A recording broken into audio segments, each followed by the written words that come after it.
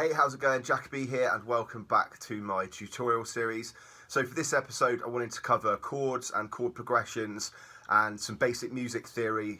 So I'm going to be going into how I structure my chords and how I approach my chord progressions, and then also how I do some layering as well to cover all of the frequencies. Hopefully after this tutorial, I'm then going to move into leads, and then we'll go from there. So let's jump in. Hello and welcome to my tutorial on Catchy Chords. This is FL Studio 20, and I'm just going to very quickly run through some basic music theory because I feel like that's kind of the best thing to start on before I can move on to how and why I do my chords like I do. So with most modern natural major minor chords, there are usually 7 notes, or there's 8 notes if you include the root note twice. So for this tutorial I'm going to be using A minor, which is a really popular chord in pop music. It's also really easy to remember because it's basically every white key on the keyboard, like so. So that's 7, or like I said, 8 if you include the root note twice. There's also another good chord which I like to use is F major, and that is these notes.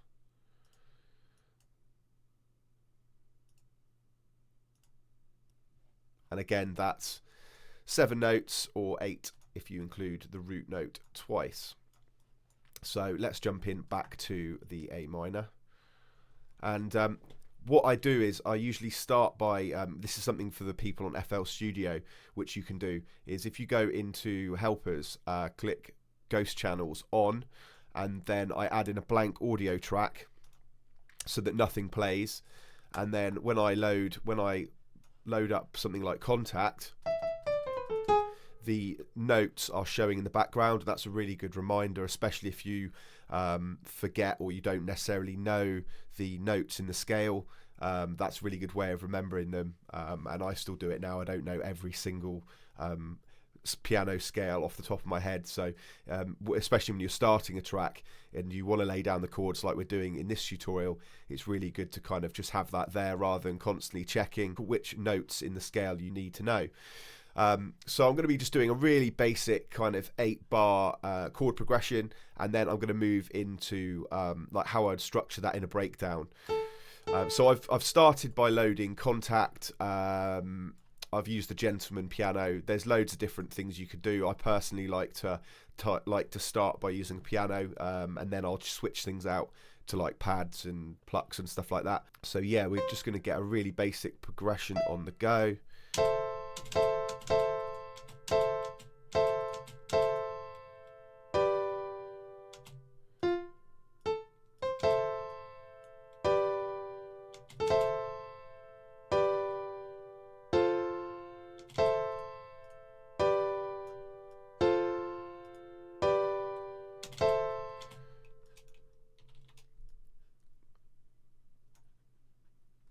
And then just repeat that over the next set of bars. And what I can do is you can invert a chord. So essentially I've just moved the root note there up, and that's just going to give it a little bit of movement.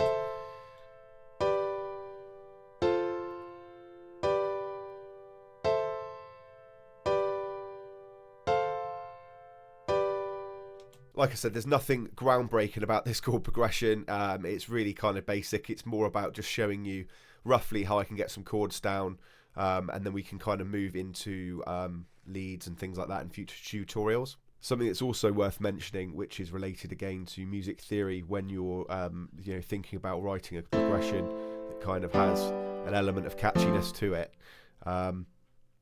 is the if you can't play the piano and you're running off the piano roll, then something that's worth mentioning, which I think is quite important, is the gaps between the notes here. So that represents minor. There's 2 notes and then 3 notes, and then major would be 3 then 2. Quite a lot of chord progressions go minor major, or vice versa.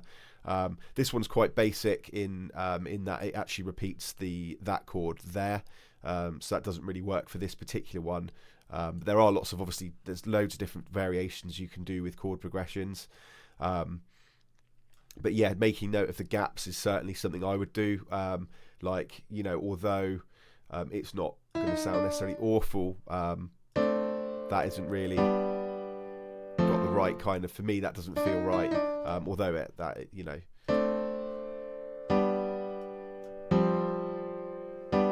So yeah, there are different ways you can do it, but certainly making note of the gaps between notes is something which I think is really important when you're writing a chord progression. Okay, so I've got the basics there. I'm going to switch that out for something a bit more euphoric, like a pad, and something I've been really digging at the moment is Avenger. I think it's great. It's kind of similar to Nexus, I guess. There's loads of ready-made sounds, but yeah, there's more control over Nexus because you can actually redesign the sounds yourself if you want to.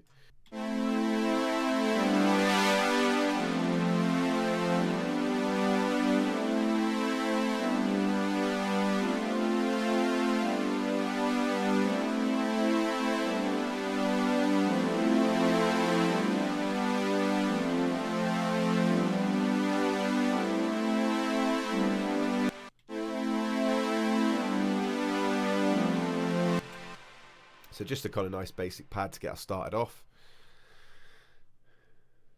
So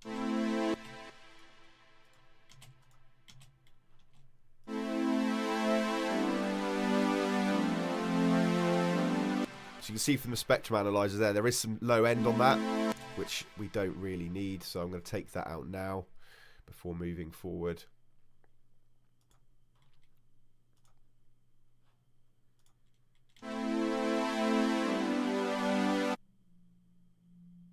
Really faint rumble there, but makes all the difference when you're mixing the tune down.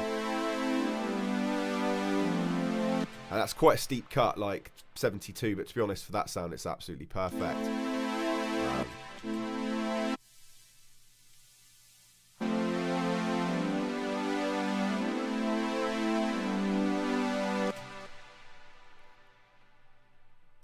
Gonna add that again, just layer that up.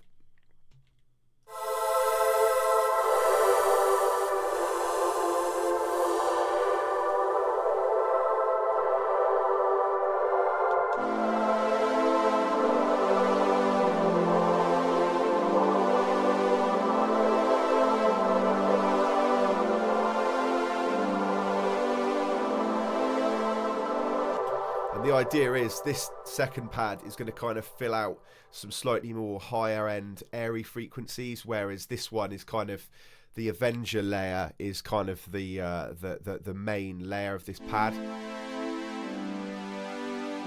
So it's kind of a bit more in your face, whereas this one's slightly more airy.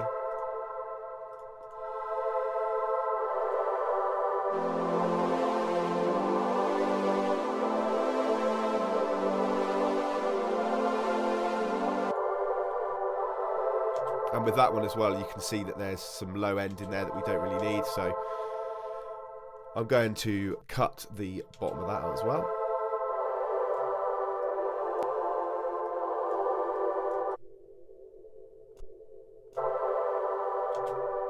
And that's just going to keep cleaner for when we start adding the lower sounds in there.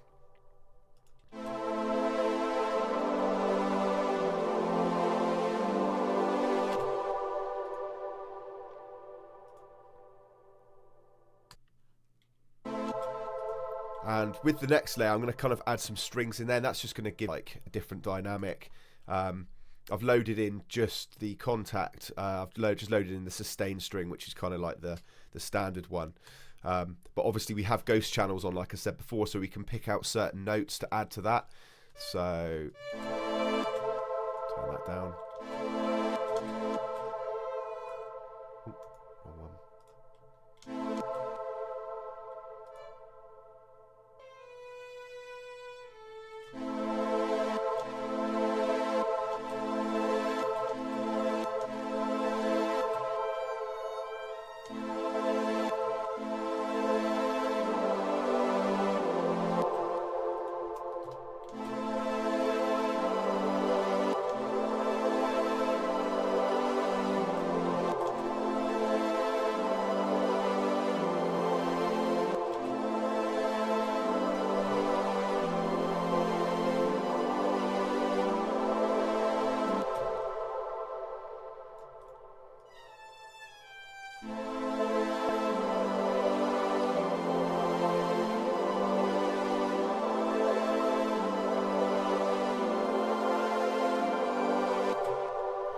probably bring that down, Dave, actually.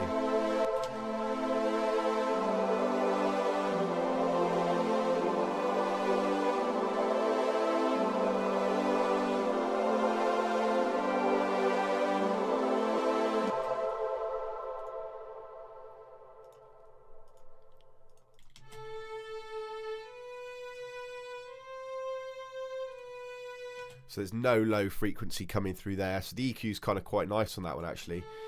I'm not sure. I may give it a middle. May just kind of boost these frequencies here a bit.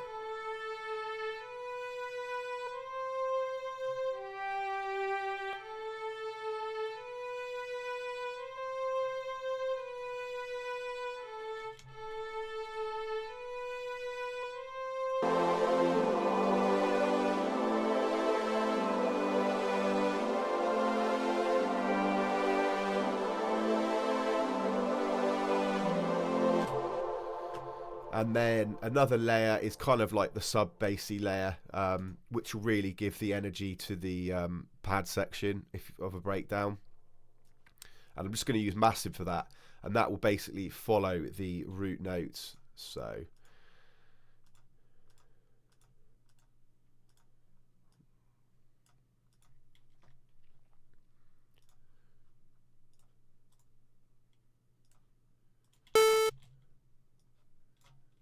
and it's pretty straightforward. Just going to make a kind of like low sine sound out of that. I prefer to make my own when it comes to sub sounds.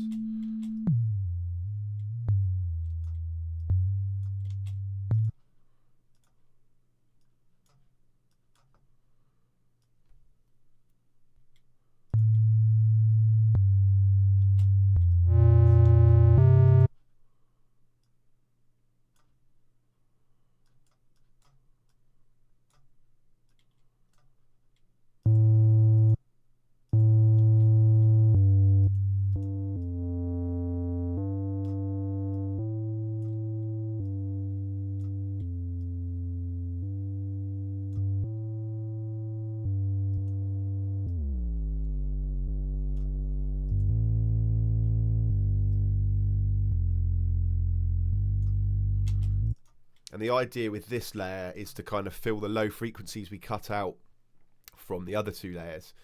So as you can see from there, there's not really much playing on the spectrum analyzer below kind of like 125 hertz, which is kind of where you get the sub-bassy sounds from. So with this layer,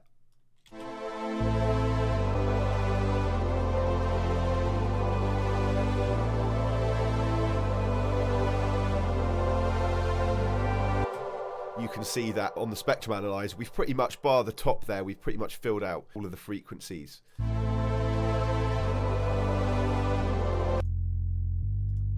And you can do, it doesn't necessarily need it, but you can do a cut the other way. So on the low sound, you can just keep it a little bit cleaner by cutting down to about there. And that's just taking those frequencies out, which aren't particularly clean anyway, really. So it sounds a lot nicer, a lot tighter like that, but it's not, that's kind of preference, really.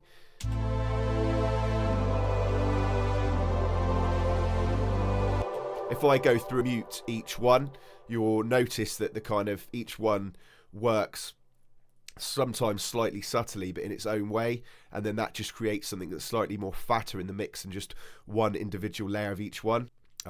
Just have a quick look at the like stereo width of each one.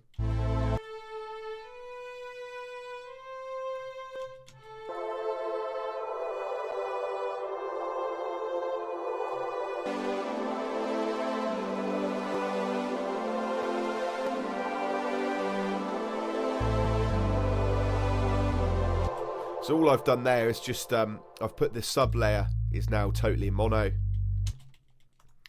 The strings, I've taken some of the stereo out. So I don't want it completely mono like that. But also, by bringing it in slightly, it gives room for this one to breathe a little bit out wide. And then the main layer, the one that's kind of like the basis for this whole structure, just reined it in ever so slightly But it sits really nicely in the stereo field anyway. I kind of like that one.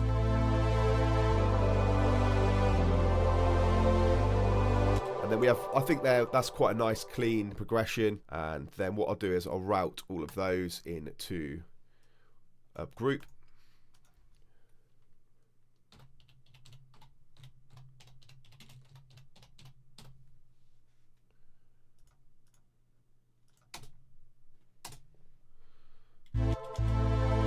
And that allows me just to control the whole volume of everything. So, you know, sometimes if you've got a vocal in as well, you might want to just turn everything down slightly.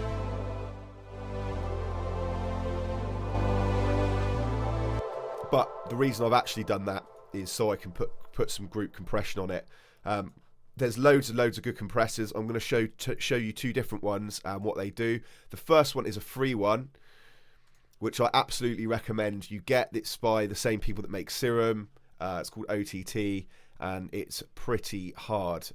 It comes on, when you switch it on, it comes on like maximum power.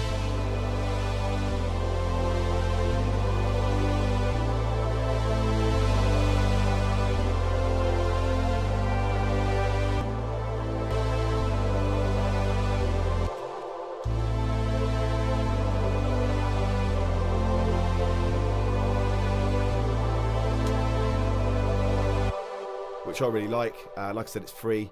And then the other one, which is awesome, and you've probably seen this in other tutorials,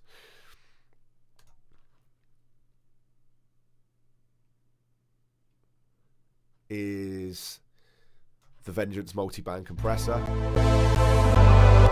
And most people always tell you, you know, switch to Dance Master 1, 2 or 3. Yeah, they're all pretty good.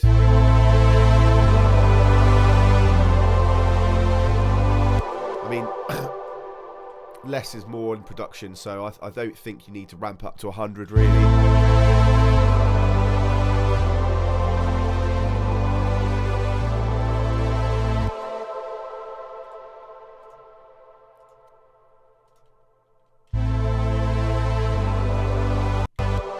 And then after that, I'd usually chuck on another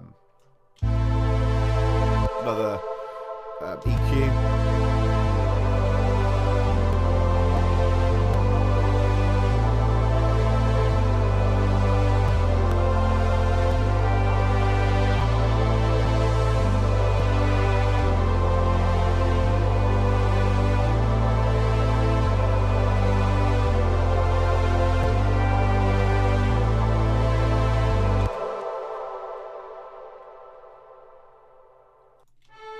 And there's other things you can do individually to each channel. I mean, like for instance, the strings we could add some reverb onto. So I might try that now. We'll just have a look at what we can do with that.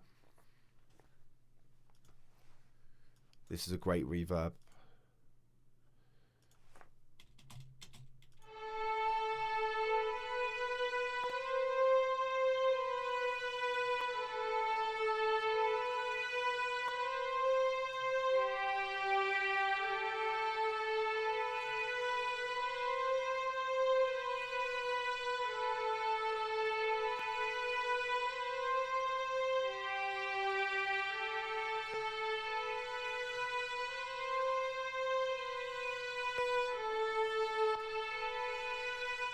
It's just made it sound a lot more floaty when I put that with the other ones.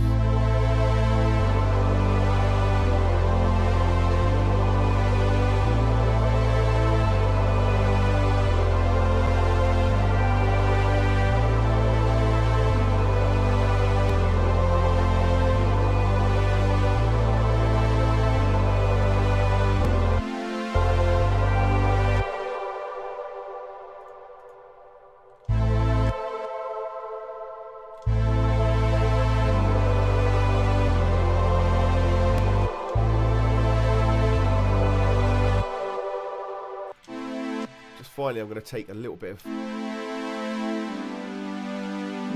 just bring the filter cutoff down slightly on Avenger. I just feel like it needs to lose a little bit of high end just to let the strings come through.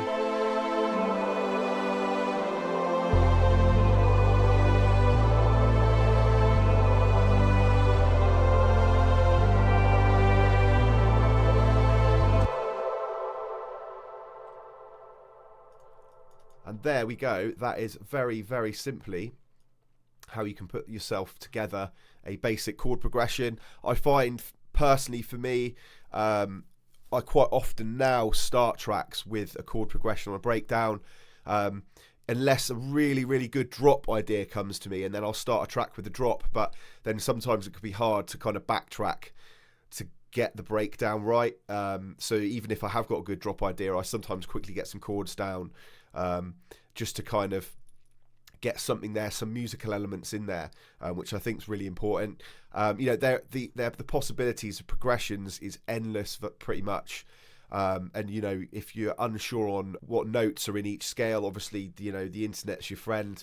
Google it, or just look for someone else's tutorials, but there's loads of stuff out there. But what I wanted to do is just show you guys kind of how you can really quickly get a nice catchy chord progression down, and then layer it up with different sounds, so it's not just a single lead like this, which doesn't really have the right energy. You know, you want to build, it's great as a layer, but ultimately you want to build something that's going to sound great in a track, and by doing that you do have to layer things up.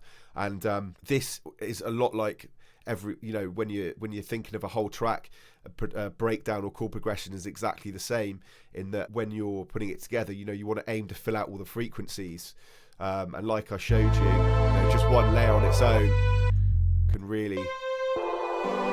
doesn't really have the impact that you want, so you really kind of want to layer it up.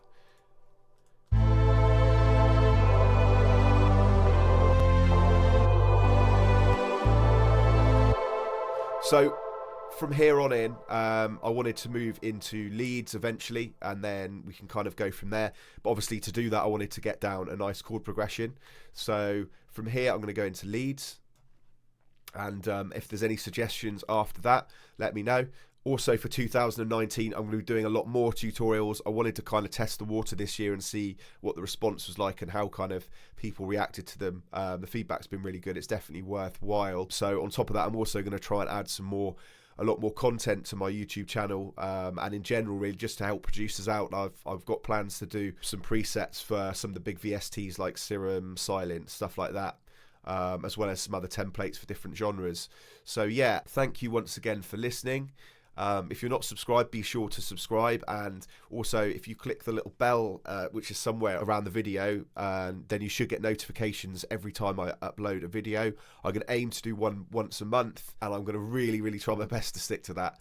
But yeah, next tutorial will be 2019 now. Thank you very much for listening once again, and I will see you all soon.